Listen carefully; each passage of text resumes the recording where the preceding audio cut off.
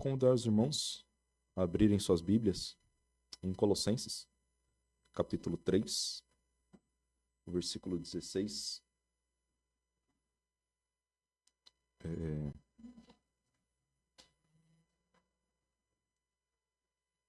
Algumas coisas citadas na oração e na abertura fazem parte da mensagem e, na verdade, ela deve fazer parte verdadeiramente da nossa adoração, de nosso culto sempre, né?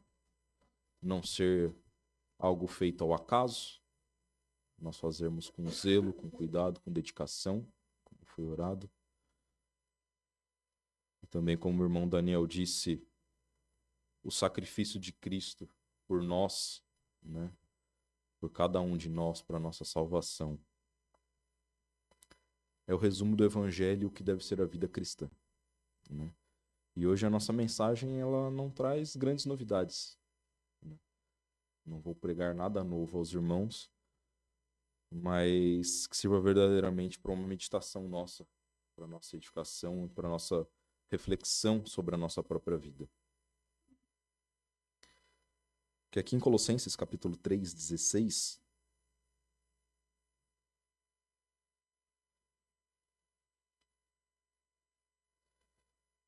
ele diz: a palavra de Cristo habite em vós abundantemente, em toda sabedoria, ensinando-vos e admoestando-vos uns aos outros, com salmos, hinos, cânticos espirituais, cantando ao Senhor com graça em vosso coração.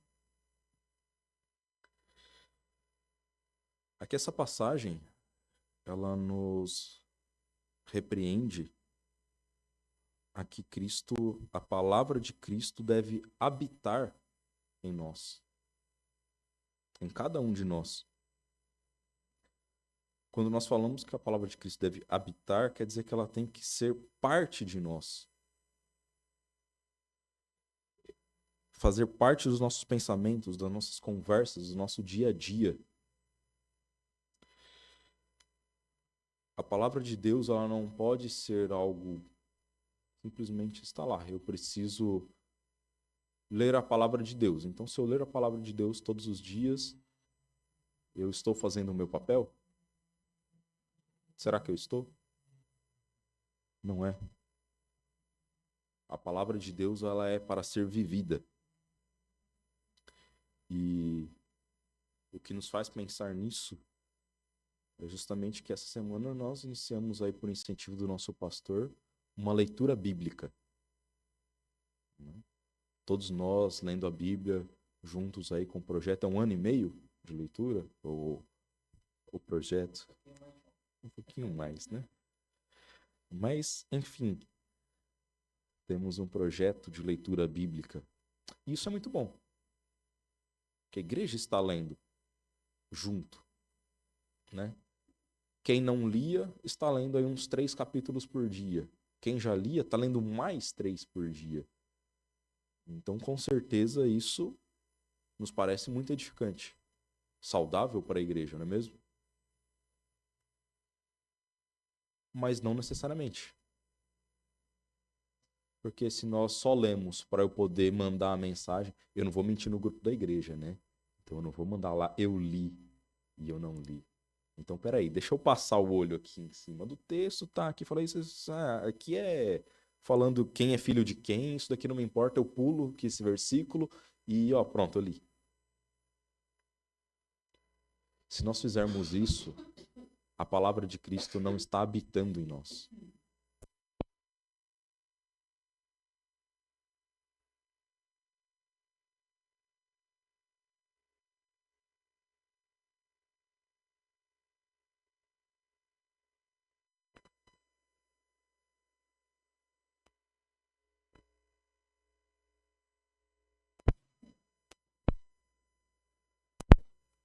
Achamos. Ok, estou de volta. Se nós só cumprimos o nosso ritual obrigatório, de lá dar check, li, nós estamos jogando o tempo fora.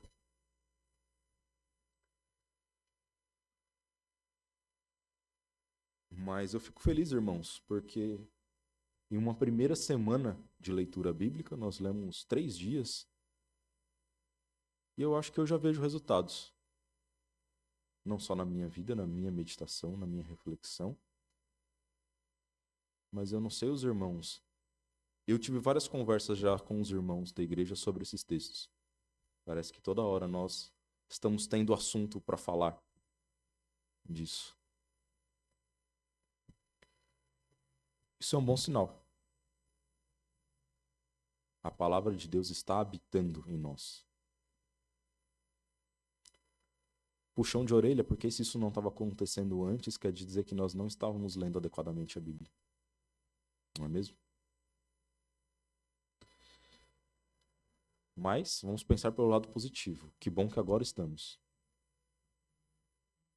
E que, de fato, se nós conseguirmos completar na nossa missão, nosso projeto, né, que dure mais, não tem problema. Mas que nós possamos continuar lendo a palavra de Deus e conversando sobre ela, aprendendo sobre ela. Ela deve fazer parte das nossas conversas. As nossas conversas, nós gostamos de falar sobre outras coisas, né? Nós temos, os irmãos sabem alguns assuntos que eu gosto de conversar. Tem irmão que já sabe assunto correto, temas corretos para vir puxar assunto comigo, né? O Bruno tá ali, o Bruno vê notícia de basquete só para vir conversar comigo, né? É assim que acontece. Mas nós não precisamos mais disso. Nós temos a leitura em comum para conversarmos, né? Não que nós não possamos ter amizade e conversarmos sobre outras coisas. Mas a conversa que nos une, ela deve ser sobre a palavra de Deus. O mais importante é nós conversarmos sobre a palavra de Deus. Ela deve fazer parte da nossa vida, da vida dos nossos lares, do nosso cotidiano. E é bom porque eu tenho visto irmãos animados com isso.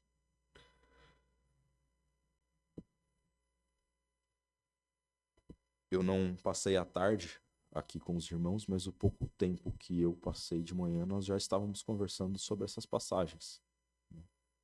E não sobre os esportes, ou sobre a comida, ou sobre essas coisas do mundo. Que bom, né? Mas também essa leitura bíblica, ela não pode servir simplesmente como um conhecimento, não é verdade? Porque muitas pessoas no mundo leem para adquirir um conhecimento. É lógico que a gente fala brincando muitas vezes, poxa, aqui Deus não contou direito, como é que ele fez isso daqui? Né? Eu quero saber direito como é que foi feito isso. Quero saber direito como é que chegou a esse determinado ponto. A gente fala e a gente tem a nossa curiosidade natural de saber como foi de fato as coisas, né? E as pessoas no mundo muitas vezes leem dessa forma, né? Nós conhecemos pessoas por aí que leem muito a Bíblia. Conhecem mais da Bíblia do que os crentes. Mas eles não sabem nada de Deus. A vida espiritual é inexistente. Não serve de nada um conhecimento teórico da palavra de Deus. A palavra de Deus, ela não é um livro científico ou um livro de história.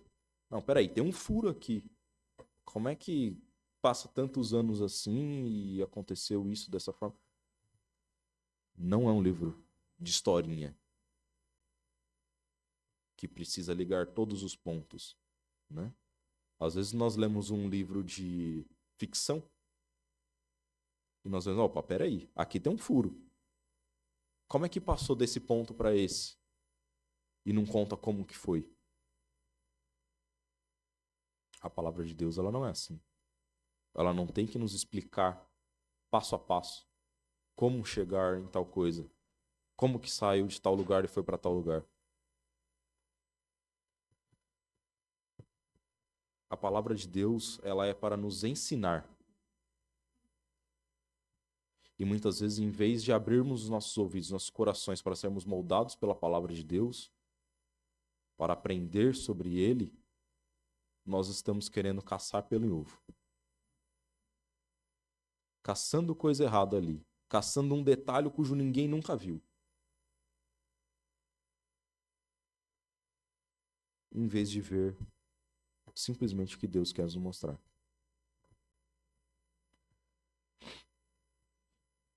Nós começamos a nossa leitura lá em Gênesis. E eu confesso que para mim mesmo é muito tentador essa parte da Bíblia.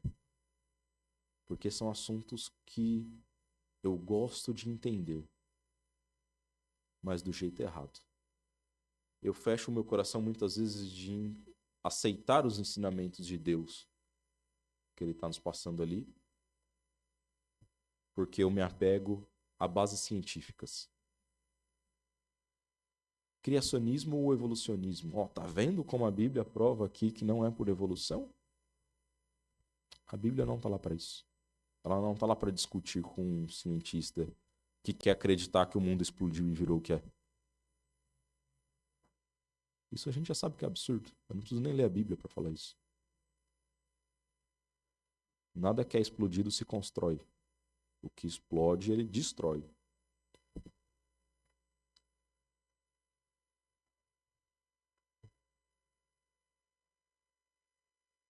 Mas a palavra de Deus, ela quer nos ensinar coisas. Em cada passagem, em cada versículo, ela tem ensinamentos para nós. Sobre a grandeza de Deus, sobre o homem pecador, sobre a nossa necessidade de arrependimento e do sacrifício de Cristo.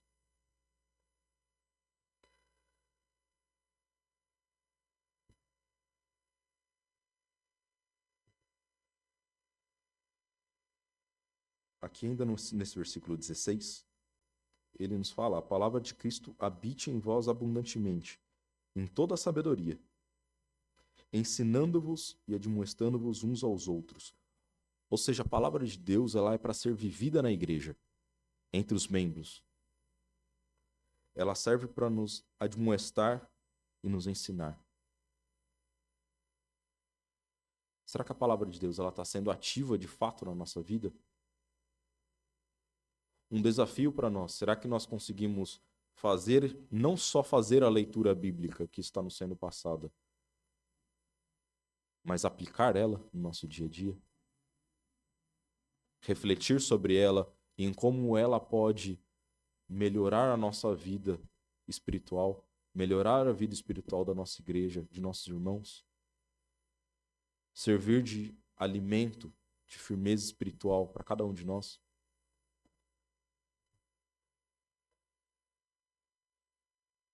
Eu confesso, irmãos, uma das dificuldades que eu tenho, os irmãos sabem que eu tenho uma certa dificuldade de socialização, de conversar com pessoas, né? Eu falo bem de público assim, mas na conversa particular é diferente. Um dos medos que eu tenho numa conversa particular, eu vou conversar com o irmão Daniel e de repente ele me vem com um problema. E eu não sei como falar algum versículo, alguma passagem para te ajudar. É um dos temores que eu tenho de fazer uma conversa com o irmão. Eu vejo um irmão passando por alguma dificuldade, em algum pecado, em algum problema da vida, e eu muitas vezes tenho medo de chamar ele na conversa por ficar sem resposta para ele. Não saber o que dizer, não saber como ajudar. Será que eu vou piorar mais ainda a situação dele? Quem sou eu para ajudar?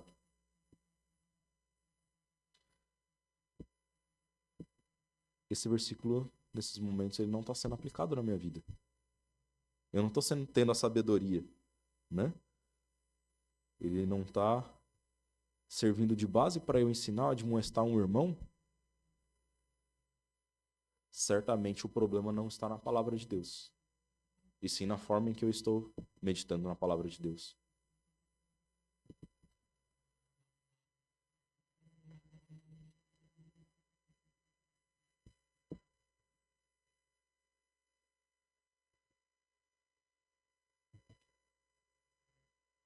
Pô, irmãos, e é óbvio que passando por essas passagens de Gênesis, a gente não consegue evitar alguns assuntos. Como, por exemplo, a gente não consegue passar sem contemplar a obra de Deus e a perfeição daquilo que ele faz.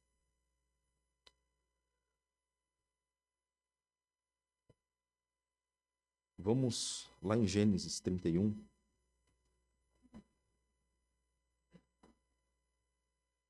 Perdão, Gênesis 31 não, né? Gênesis 1, 31.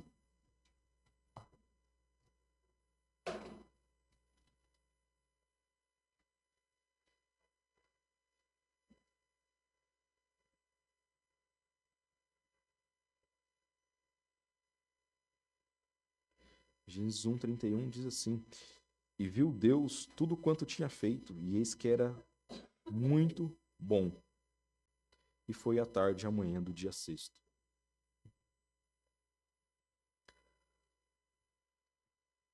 Muitas vezes nós lemos o capítulo 1 e nós paramos para debater se o dia foi um dia de verdade ou é um dia, uma era, né? Não, na verdade, um dia aqui que Deus fez a luz foi uma era para fazer. Será que é isso que nós devemos tentar descobrir quando nós lemos a Bíblia? Deus está falando aqui que foi um dia. Em vez de ficar caçando algo diferente na palavra de Deus, nós devemos nos ater ao que ele diz aqui. E ele diz que Deus fez, olhou e disse que era tudo muito bom. O ensinamento aqui é que tudo que Deus fez era perfeito. Era bom.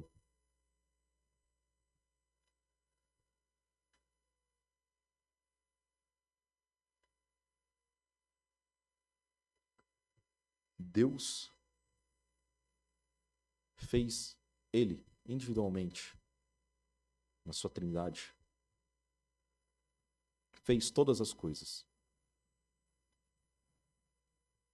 Todas as coisas que existem são obras de Deus.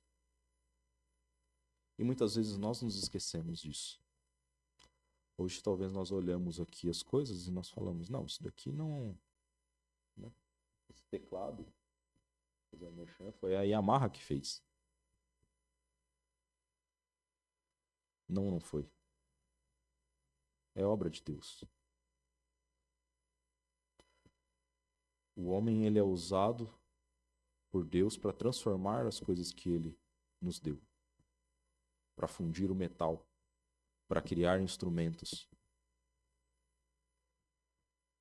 Que as outras passagens aqui vai falar, né? Eu sempre esqueço o nome das pessoas, tá? Então, fulano foi o criador dos metais. Ciclano dos instrumentos. O que Deus está nos mostrando ali? Não é para a gente tentar buscar algum registro histórico ou provar alguma coisa. É que Deus deu o metal e ensinou um homem a transformar aquele metal em algo útil. Deus dá a sabedoria a cada um. E ele transforma as coisas que ele cria. Todas as coisas que nós conhecemos são obras de Deus. Nós conversávamos hoje, depois do culto da manhã, né? Algumas coisas que é até difícil para a gente explicar. A energia é criação de Deus? Não me pergunte como é que a energia funciona, tá? Eu não vou tentar explicar nada para ninguém aqui. Mas a energia é criação de Deus. A luz é criação de Deus antes de criar o sol, né, irmão? Como que a gente entende isso? Algumas coisas são difíceis. Mas é tudo criação de Deus. E é tudo perfeito. Inclusive a palavra de Deus, que ele criou para que nós usássemos. Certas coisas ele quis que fossem registradas na sua palavra para que nós pudéssemos usar hoje. Algumas coisas ele não quis que fossem registradas e nós nos coçamos de curiosidade querendo saber. Mas não cabe a nós. Só que nesses versículos nós já passamos por várias curiosidades, né? E a gente fica se remoendo. Em vez de ficar se remoendo na curiosidade, nós devemos contemplar a obra de Deus.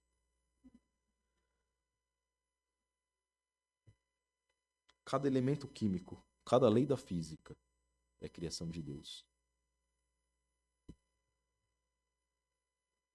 Nós entendermos como as coisas funcionam. É magnífico quando nós entendemos que Deus criou lá desde o início isso.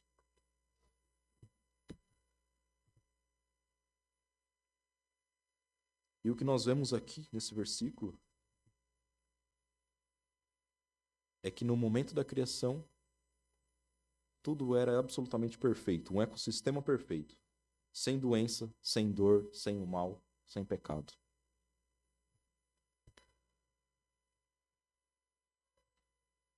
Mas aí vem Gênesis 3. E aí nós vemos o que o homem faz com o mundo perfeito que Deus criou, com o seu pecado. Como ele é transformado pelo pecado do homem. E Gênesis 3,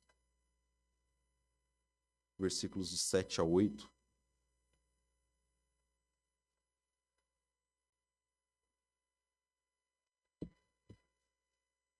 ele diz: Então foram abertos os olhos de ambos, Adão e Eva, e conheceram que estavam nus, e coseram folhas de figueiras, e fizeram para si aventais, e ouviram a voz do Senhor Deus, que passeava no jardim pela viração do dia.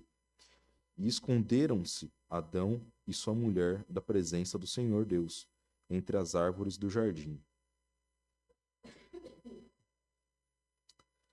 Uma passagem famosa, bem conhecida até das crianças, embora com algumas coisas que não são tão verídicas por aí, né? Que vão contar historinhas e contam que é uma maçã. Mas todos nós conhecemos basicamente a história. E a verdade é que nós sempre julgamos Adão e Eva. Como que eles puderam pecar? Como eles caíram nisso? Como eles fizeram isso? Que ridículo, eles cosendo uma folha para usar de roupa e tentando se esconder nas árvores de Deus.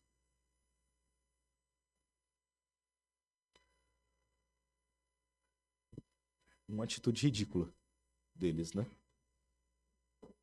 Tentar fazer uma roupa de folhas e esconder atrás da árvore e achar que Deus não vai saber que eles pecaram.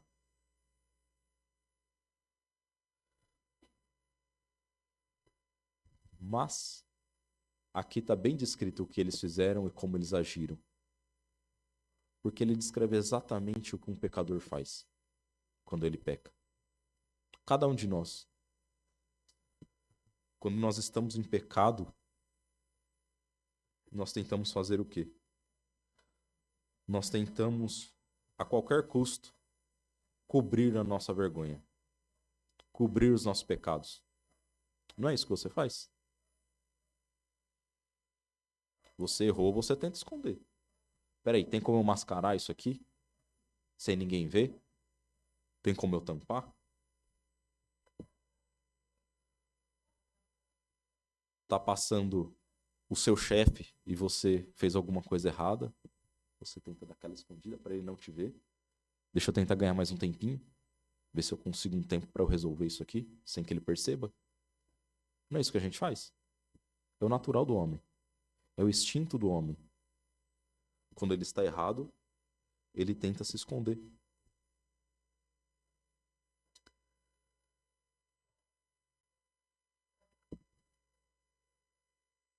Ou pior ainda, né? Nós fazemos como no versículo 12.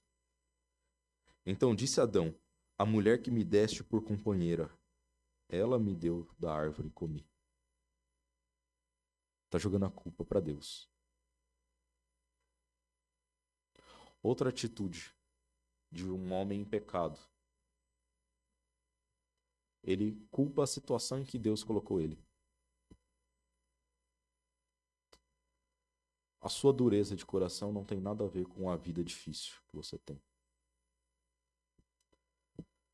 Não importa as dificuldades que nós passamos, não é desculpa para nós não aceitarmos a Deus.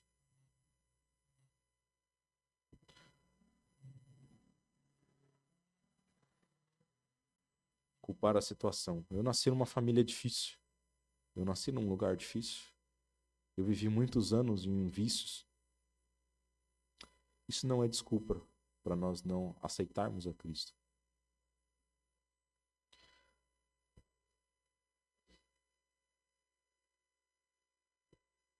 Nós vemos aqui que Adão tinha o cenário perfeito para ele viver. E mesmo assim ele caçou alguma coisa para falar que não era culpa dele.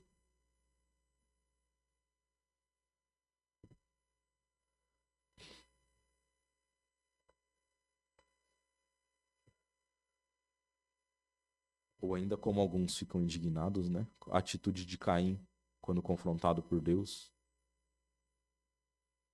Sou eu guardador do meu irmão? Uma forma bruta de falar com Deus. A gente fica indignado ouvindo aquilo. Como pode falar assim com Deus?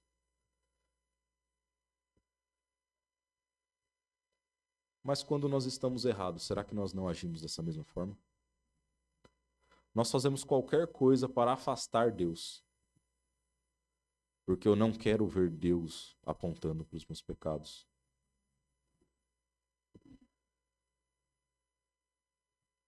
Nós começamos a mensagem falando como é bom termos a palavra de Deus no nosso dia a dia. Viver ela, habitar com a palavra de Cristo. Por que muitas vezes nós não fazemos isso? Porque em vez de expormos os nossos pecados a Cristo, nós tentamos nos esconder. Encobrir os nossos pecados.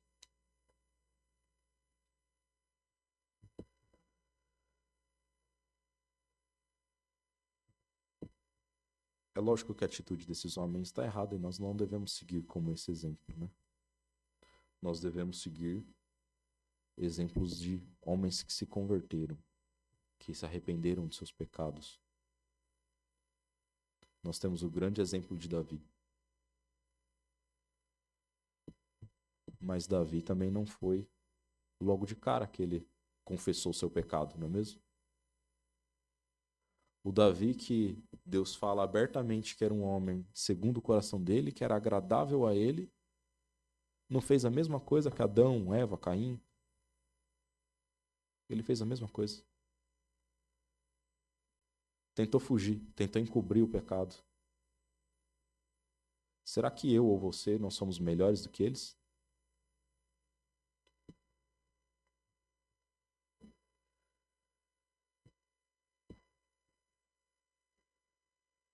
Muitas vezes nós tentamos deixar a palavra de Deus adormecida, para que ela não grite no nosso ouvido o nosso erro. Um filho, ele pode saber que ele está errado, mas ele não quer que o pai dele fale o erro dele. Ok, eu já sei que eu estou errado, não precisa falar. Não é isso que você pensa? Nós agimos assim para com Deus.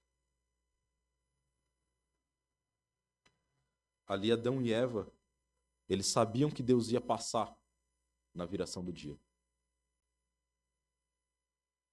E o que é que eles fizeram? Se esconderam entre as árvores. Será que nós hoje, se nós soubéssemos que Deus ia passar, você ia ficar aqui esperando para dar um oi? Conversar com ele? Ou você pensaria, opa, peraí, eu tô devendo, hein? É melhor eu tentar me fechar aqui no fundo, para que ele não veja, para que ele não converse comigo. Nossa atitude natural é essa, se esconder. Mas nós devemos buscar a Deus, para que possamos ter a nossa vida transformada por Ele.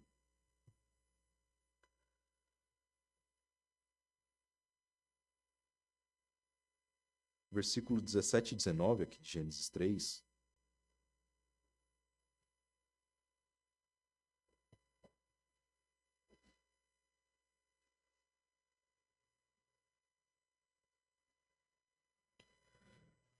Diz assim: E a Adão disse: Porquanto deste ouvidos à voz da tua mulher, e comeste da árvore que te ordenei, dizendo: Não comerás dela, maldita é a terra por causa de ti.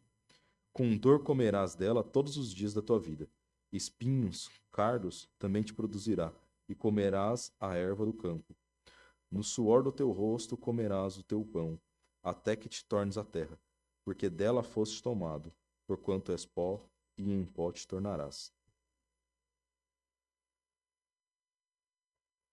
Irmãos, tudo era perfeito. A criação de Deus. Todos esses problemas que nós lemos aqui é culpa do homem. Não é culpa de Deus. É nossa culpa. As consequências dos nossos pecados são nossa culpa, não da justiça de Deus. E o pecado, ele tem consequências em diversas áreas. Deus havia dito para Adão: o dia que você comer do fruto, certamente morrerás. Ok, ele perderia a vida dele. Mas nós vemos aqui na consequência que Deus fala que não é só isso. Tudo é afetado. Ele passa a sofrer. Passa a existir espinhos. A natureza passa a sofrer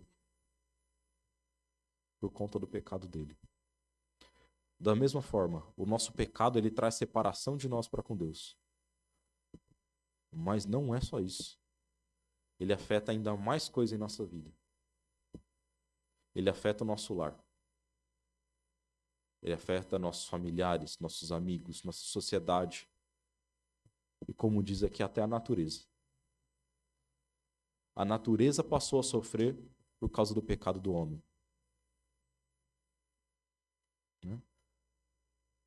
A eterna discussão. Aquecimento global é verdadeiro?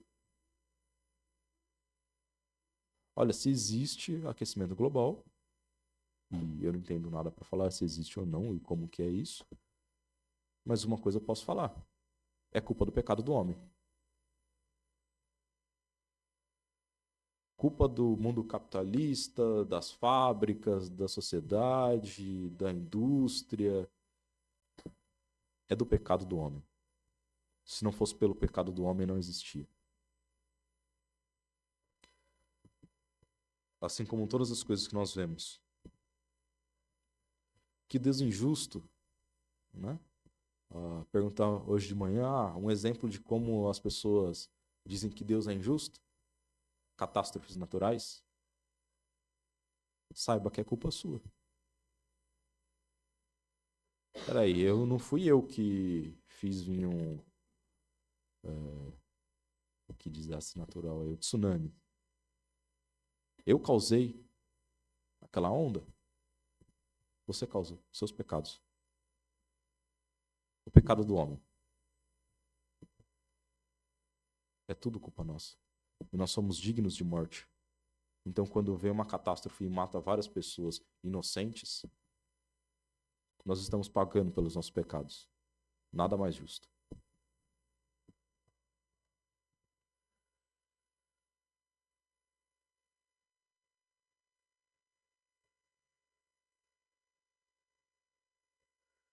Voltando no capítulo 2.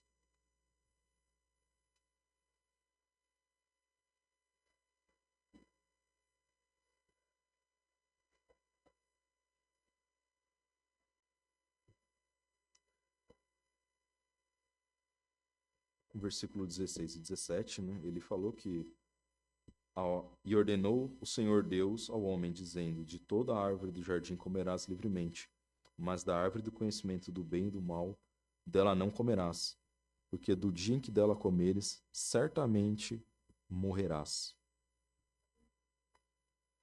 Uma consequência clara que Deus colocou. E das consequências que Deus nos apresenta, não adianta nós fugirmos.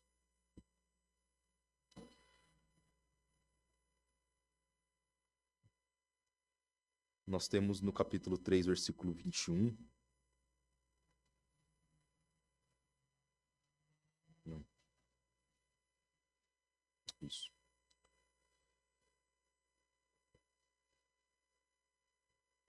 E fez o Senhor Deus a Adão e a sua mulher túnicas de pele, e os vestiu.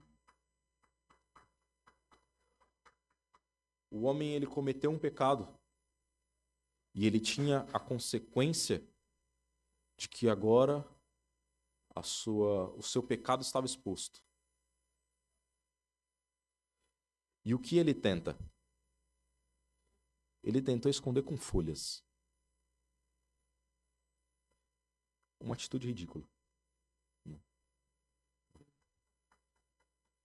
Folha é algo que estraga facilmente, não dura nada, não tampa nada, não serve de nada. Porque o homem, ele tentou encobrir os seus próprios pecados. E assim somos nós quando nós tentamos encobrir o nosso pecado. E nós fazemos isso constantemente. Nós tentamos cobrir com obras nossas. Nossas obras são como folha, como palha. Não dura nada, não serve para nada.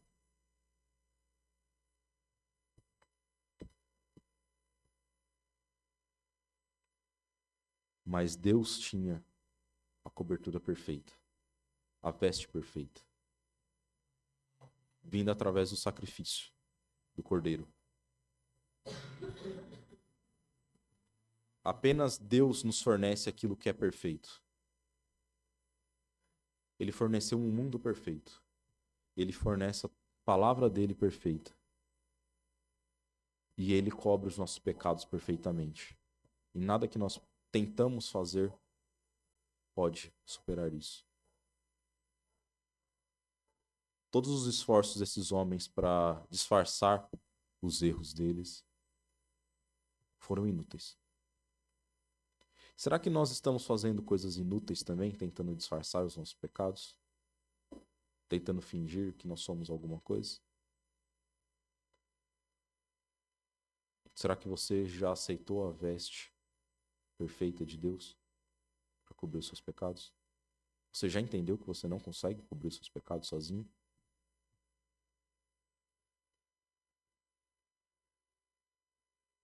Hebreus capítulo 9.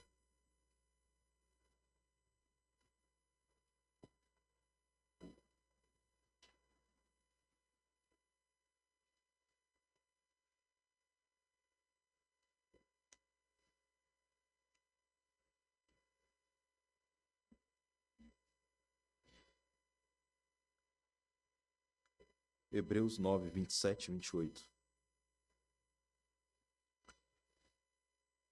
Nós tínhamos lido lá, em Gênesis, que se comer do fruto, certamente morrerás. E aqui nós temos no versículo 27, e como aos homens está ordenado morrer uma vez, vindo depois disso o juízo. Bom, em resumo, nós entendemos o quê? A certeza que todo homem tem, que um dia ele vai morrer. Aquela verdade que todos os homens tentam fugir, mentem para você mesmo, mas não tem para onde correr. Todos nós vamos morrer.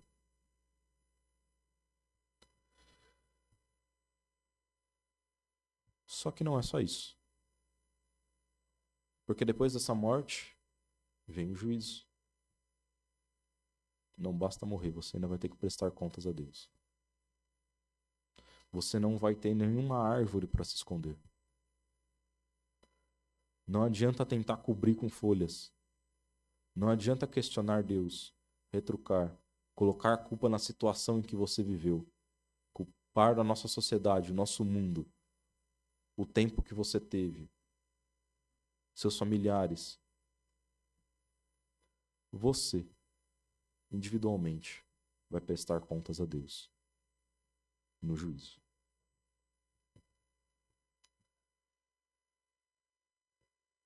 Mas o versículo 28, assim também Cristo, oferecendo-se uma vez para tirar os pecados de muitos, aparecerá a segunda vez, sem pecado, aos que o esperam para a salvação. Para o grande dia do julgamento, nós também temos uma veste perfeita para nos cobrir. Algo que vai encobrir os nossos pecados. Cristo, ele morreu uma vez para cobrir todos os pecados. De qualquer um. Diz aqui, né? Para muitos.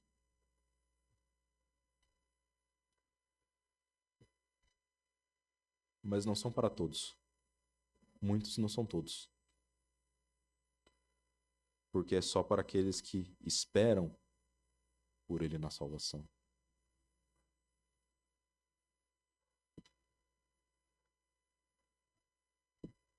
Será que você já aceitou a Cristo como seu Salvador?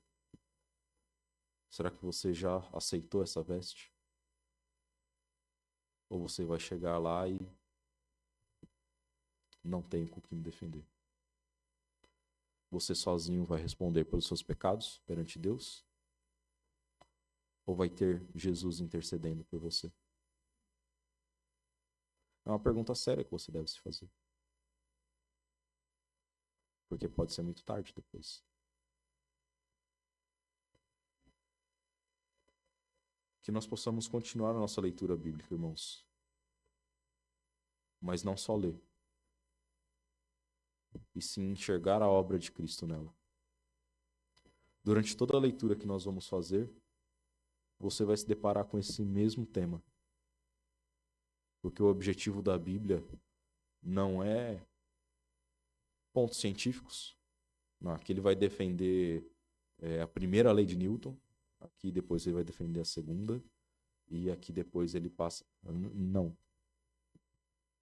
A Bíblia não está lá para nos ensinar isso. Também não está lá para nos ensinar genealogia. Nem outra logia qualquer.